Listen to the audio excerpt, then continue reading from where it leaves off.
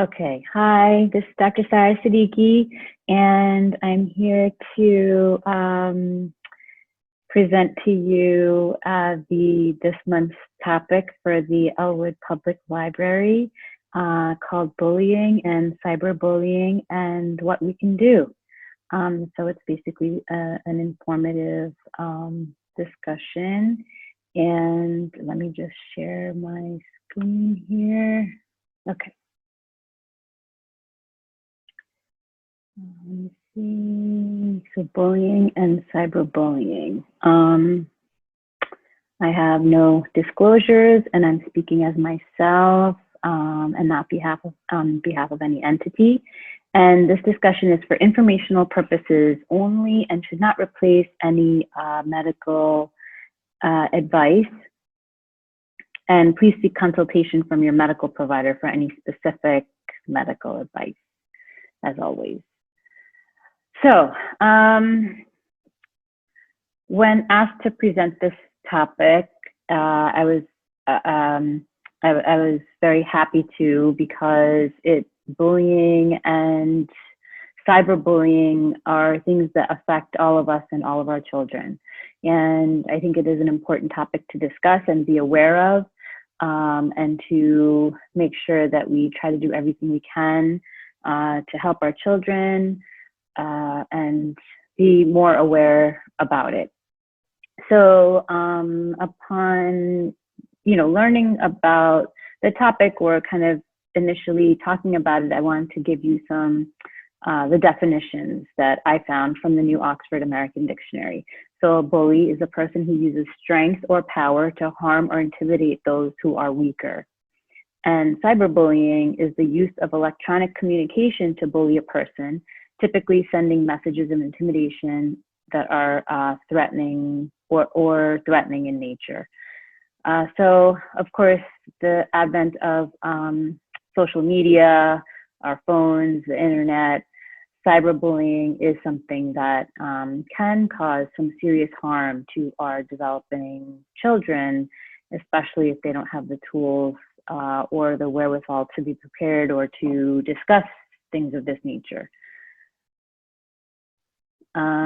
Some facts, and again, I would like to thank the Elwood Public Library for allowing me this platform to share information and for inviting me to speak every month over Facebook.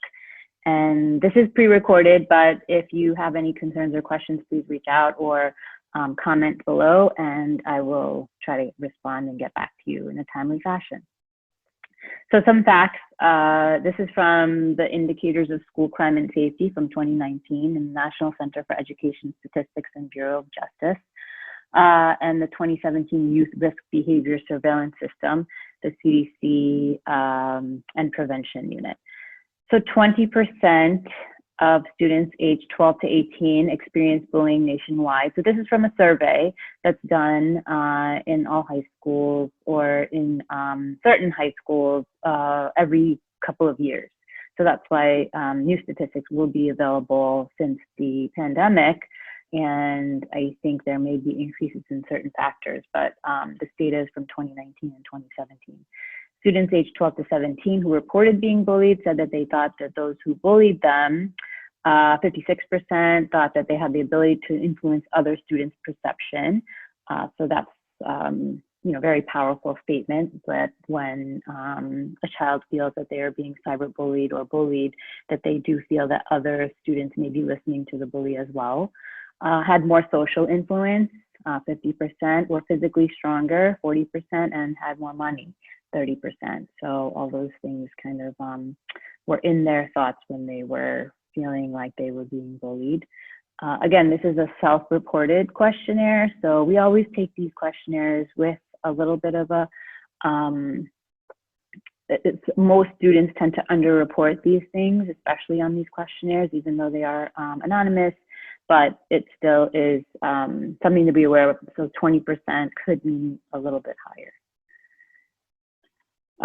Bullying in schools, 19% of students grade 9 to 12 reported being bullied on school property 12 months prior to that survey. The locations could be anywhere from hallway, stairwell, classroom, outside on school grounds, online or text were 15%. So this was 2019. And in the bathroom or locker room, unsupervised, 12%. And 46% of students aged 12 to 18 who were bullied during the school year notified an adult in school about the bullying. So less than half or half of the students reported it. And again, this is from a survey. Cyberbullying, and how is cyberbullying different from bullying? Once cyberbullying became an issue, experts weren't really sure if it was a whole new type of bullying, or was it traditional bullying taking another form. So this is from the healthychildren.org website, and I do have all my references listed at the end. And if you would like to do more research or kind of going into it on your own, please feel free to go onto the resources page at the end of this presentation and click on any of those, or type in any of those. There's a lot of information that can be taken. So this is from the healthychildren.org, which is an American Academy of Pediatrics website, and run by pediatricians. So again, they took this information from the National Academics of Sciences, Engineering, and Medicine report, and concluding that the cyberbullying and bullying are more alike than different. However, there are a few differences. So it's not face-to-face, as we all know. Cyberbullying does go online, and so face-to-face bullying usually takes place during the day or at school. But now these reports are prior to when we started remote learning, so this may have increased since then. But cyberbullying can happen any place, any day of the week, and any time of the day. And sometimes when students are online on their various social media agents, it can happen at any time. And there's no signature needed, so that means that it can be completely anonymous. There were reports back 2019 or even sooner, and even before that, about children making different Facebook or Snapchat pages anonymously and reporting, or being in the name of another student and pretending like they were this other student. So that would be a form of bullying or intimidation, making it look like it was another student that was saying things that they were reporting. And passing it on, mean or embarrassing posts on social media can spread quickly online and go viral. So we all are very well aware of this. Previously, before the pandemic, there was instances of, and even now perhaps, but previously there are always instances of a student being recorded, or a student being unknowingly recorded. Let's say they tripped and fell or something on school property or school grounds, or even anywhere, and that image gets shared and shared and shared. And typically when we were in school, prior to social media and prior to our phones being recording devices, we would have fell and nothing would have happened. And whoever was in that area watched us fall or trip or do whatever. It's just kind of stored in just those people that were there directly. But now the images get shared and shared and shared, and by the time the student goes home, it could have been shared a lot of times, and that video can impact that child. So just that small maneuver of tripping and falling can become this big thing without even knowing about it until later. So that can be quite harmful to a developing mind or a student that's in middle school or high school. So some Long Island statistics. This is from LICAB, which is the Long Island Coalition Against Bullying. If you haven't checked out their website, please do. They have a lot of resources and information locally, and they're always looking for people to come in, volunteer, give talks, and give out more information. They're a wealth of information, and before COVID, they would come to schools and talk about what can be done. And there's a lot of information, a lot of informative resources and websites on their page as well. So I would encourage you to look at that. But 8% of Long Island middle school students say that they have, I'm sorry, I think that might be a typo, but say they have observed or have been bullied in middle school. I believe that's 80% actually. 84% would rather turn to a friend instead of an adult. 87% of students have seen verbal bullying. oh, I'm sorry, yes, it's 68% of Long Island middle school students say they have been observed or have been bullied in middle school. And again, these are statistics that are made available by surveys, and they are taken and reviewed. And 87% of students have seen verbal bullying, and 65% have experienced or know someone who has experienced online bullying. So that's from the Long Island Coalition Against Bullying website. And the effects of bullying. So why are we, you know, when we were growing up, I mean, I think when I was growing up back in the 70s and 80s, it was probably something that was just happened. I don't think we were aware of the long-term effects. I don't, you know, I think that bullying was just part of a culture that you just had to experience, kind of like I guess, a rite of passage. But you know, we know now that a long-term bullying or bullying that occurs can have harmful long-term effects. So it does affect everyone: those that are bullied, those who bully, and those that witness the bullying. And bullied children may express or have symptoms of depression, anxiety, sadness, loneliness, changes in sleep or eating, loss of interest in activities, health complaints, and even decreased academic achievement. And sometimes over a period of time, this can affect their adult health as well, and adult behavior, and it can even go on to adulthood. So what can be done? So we want an open line of communication. We want to speak to our children to make sure that we know what's going on inside and outside of school. Make sure we know if they are being bullied, or if they have witnessed it, or if they are a part of it. We want to know as a parent. So you want to kind of open up the lines of communication with your children early and often. As they grow and into their middle school, adolescent years, and high school, they are a little bit more difficult to talk to, but you do find those pockets of time. And if they want to talk to you, please, as a parent and as a pediatrician, I always try to tell parents that if your child wants to talk to you, drop everything and sit with them and talk to them, especially if they're in the middle school, high school time, because those moments become far and few in between. And their day-to-day lives, your day-to-day lives becomes very busy. So if they say, "Oh, Mom, you know, do you have a second?" Yes, that's a yes, and that's something that you really want to take seriously. And you want to use those small pockets of time to talk with them, to build a relationship. And then, you know, you hope that they would come to you if they're experiencing anything that is troubling them. Everybody should model behaviors that they want their children to mimic, and they're watching. All children are watching the adults in their lives, from teachers, role models, leaders, parents, you know, everybody that they come into contact with is a possible role model and someone that they can learn from.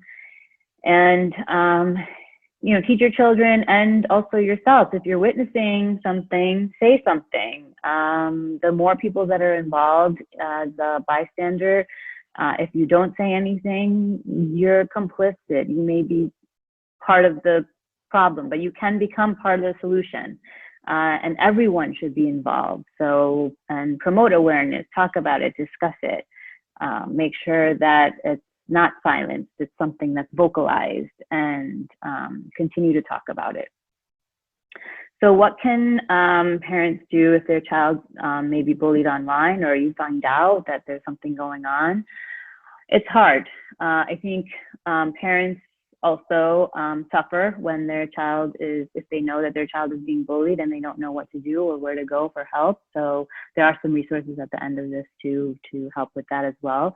But don't try to punish your own child or take away their device or cut their time online. They really do sometimes need their devices, especially nowadays with the isolation that's taking place. They're not in their social activities as usual, so they do need to socialize online or on their devices. And when we take that away from them, we're removing them, we're cutting them off from their lines of support and communication. Even though the bullying may be taking place online, sometimes they need that support as well.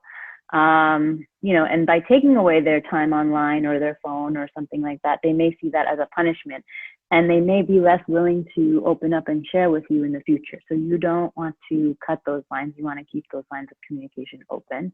Try to document, make sure that you save a screenshot, take a picture, tell your child to try to take a picture.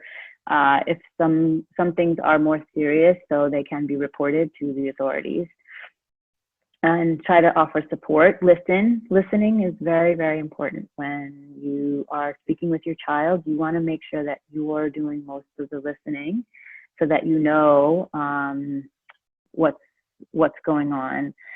And report, make sure that you report to the social media platform. Perhaps if it's someone that's known or a classmate, you can report it to the school.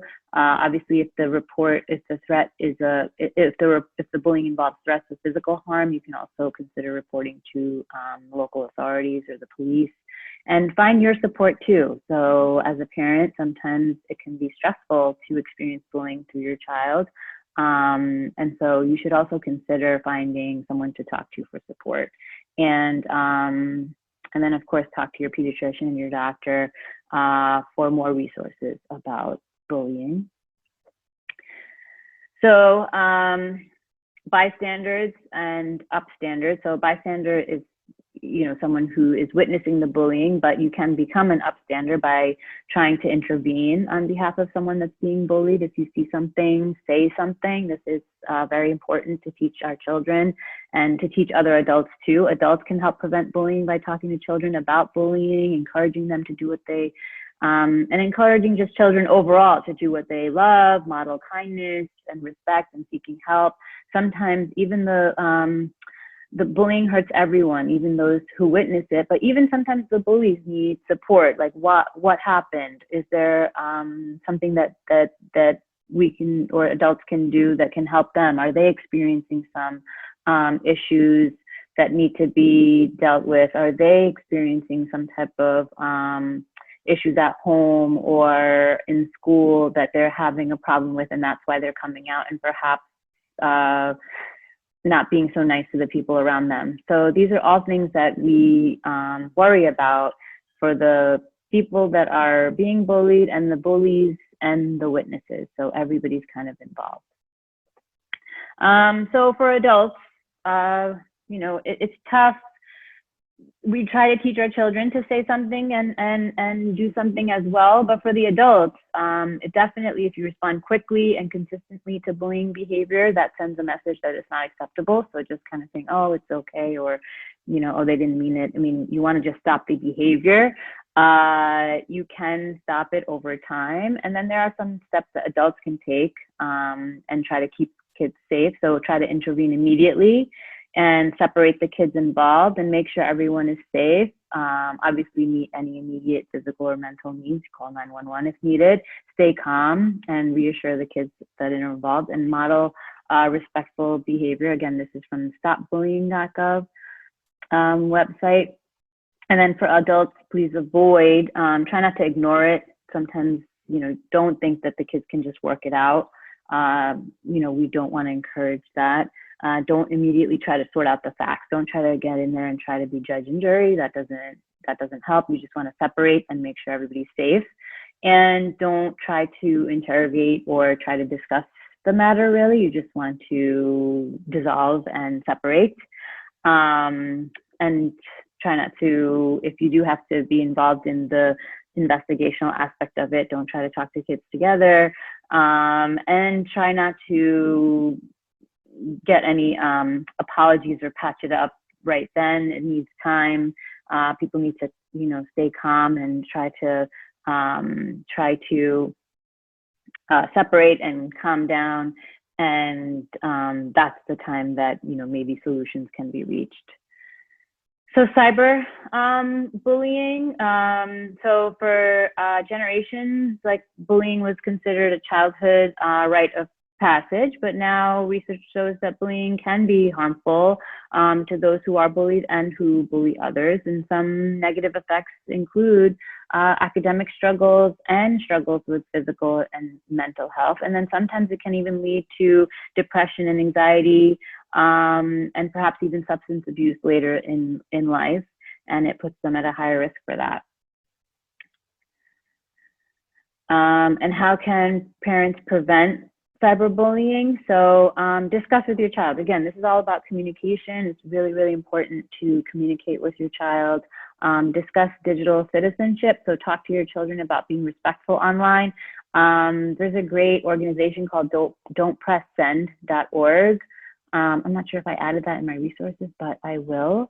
So don'tpresssend.org kind of teaches us that don't press send, because once you do, or don't press send without being really, really sure that that's what you want to do, because once you do, it's out there and it's out in the public and you can't, take it back once that you say something. So sometimes negative messages can hurt others.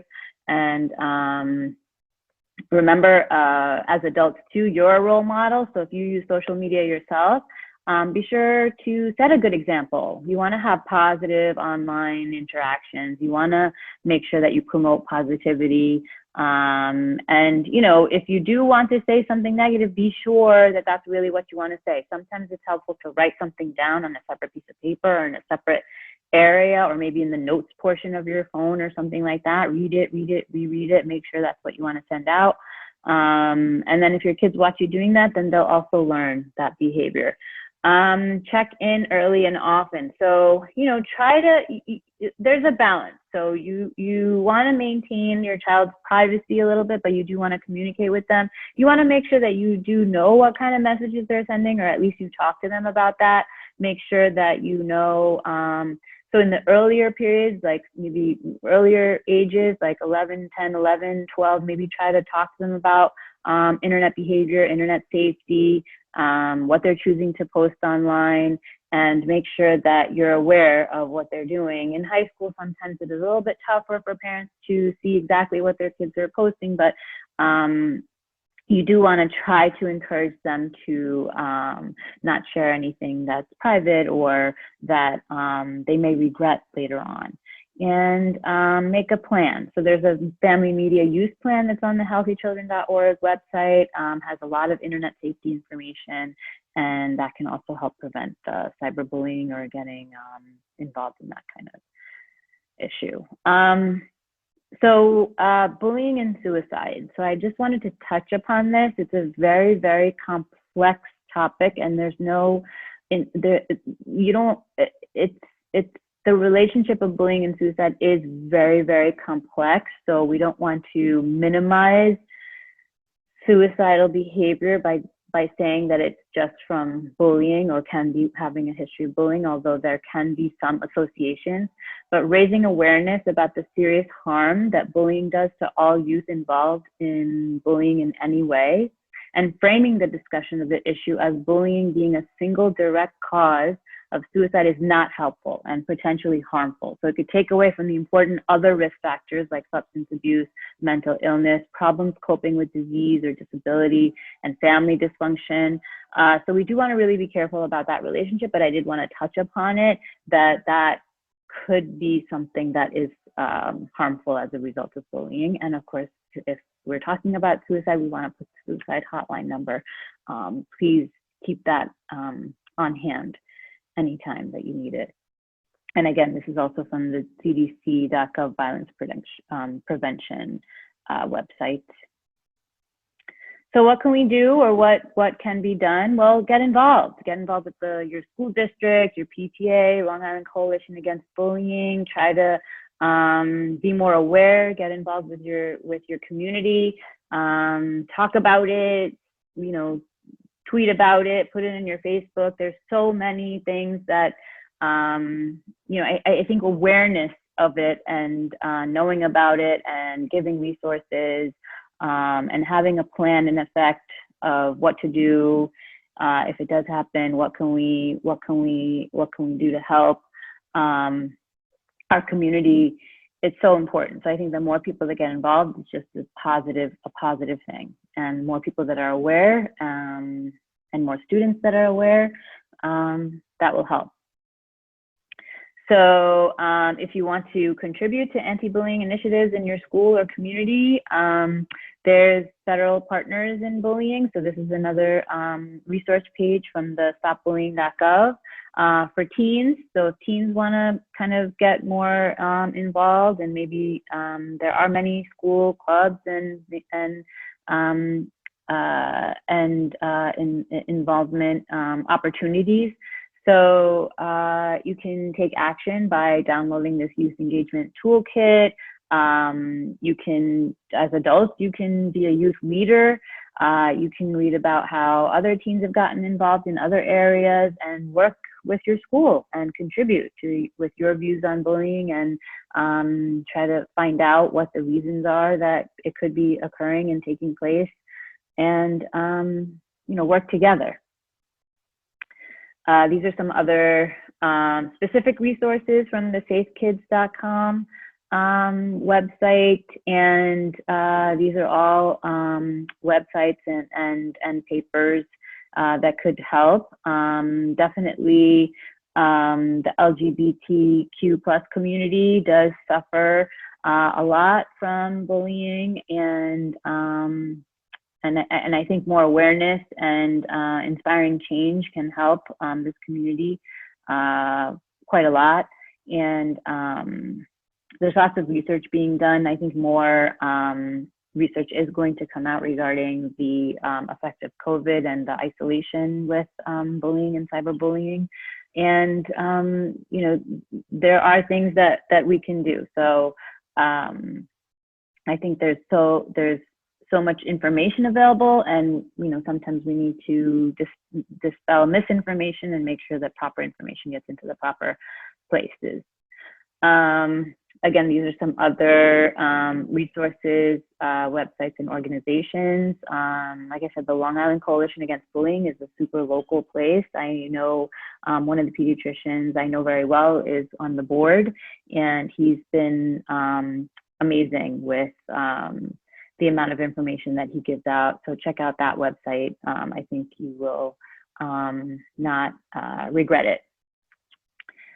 And I think that's about it. I feel like I kind of went fast, but I think, it's always something that we want to spread more awareness of, we want to have more awareness about, we want to help students. As a pediatrician, if I encourage my patients to let me know, and even I try to talk to the kids. So sometimes we do have parents step out of the room when they're, usually I start that in about high school. When the adolescents start coming to me, I ask the parents to step out if the parent and the child are comfortable. So I always start with that and say, if you're comfortable, would you like to speak to me for a few minutes? And one of the topics that I do bring up is if they feel that they are feeling harmed in any way, in any type of situation, whether it be social or intimate, or at home or at school. So we try to talk about that, and encourage you to speak to your children about that as well. Let's see, I'm going to stop sharing, and I want to thank you for allowing me to present and give you some information. I hope it was helpful. Again, if you have any ideas of what other topics I should be talking about, I'm happy to do it. And please comment below. And I hope everybody has a great day. And happy St. Patrick's Day. Thanks.